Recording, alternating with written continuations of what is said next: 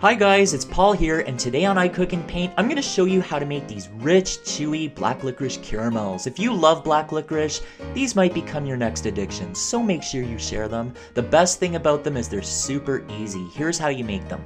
So in a medium-sized saucepan, you melt 1 cup of butter. Then you want to add in 2 cups of sugar and 1 cup of corn syrup. Make sure you rub some cooking oil inside that measuring cup. That way your corn syrup will slide out really easily.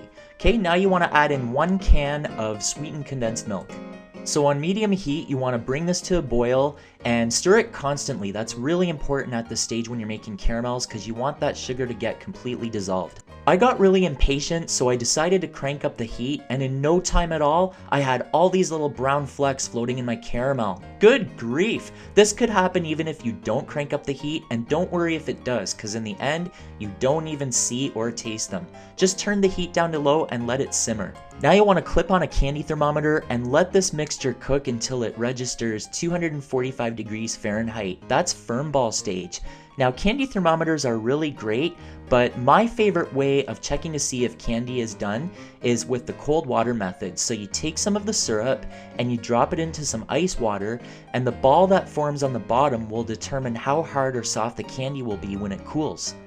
This will probably take anywhere from 25 to 30 minutes, but you'll probably want to check it after about 20 minutes. So when this is done, you'll want to take it off the heat and remove the candy thermometer. Then you want to add a little salt and some anise oil.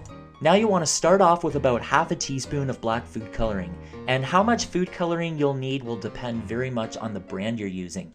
The one I'm using here is Wilton's Black Gel Food Coloring. Then I found it could have used a little more darker colors, so I added in another half a teaspoon or so, and this ended up being just the right amount.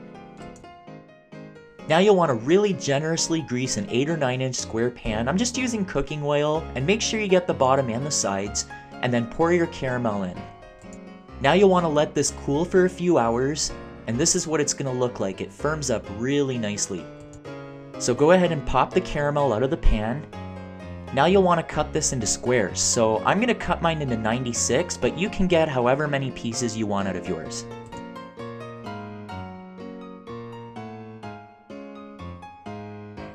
Next, you'll want to wrap each square individually with wax paper or any type of candy wrapper you want.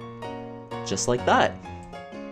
And that's it, guys. Store these in a cool, dry place. Like many candies, the flavor of these will actually improve within a few days. And don't forget, you can get this complete recipe on my blog by clicking the link down below. And don't forget to check out my paintings while you're there, because I cook and paint.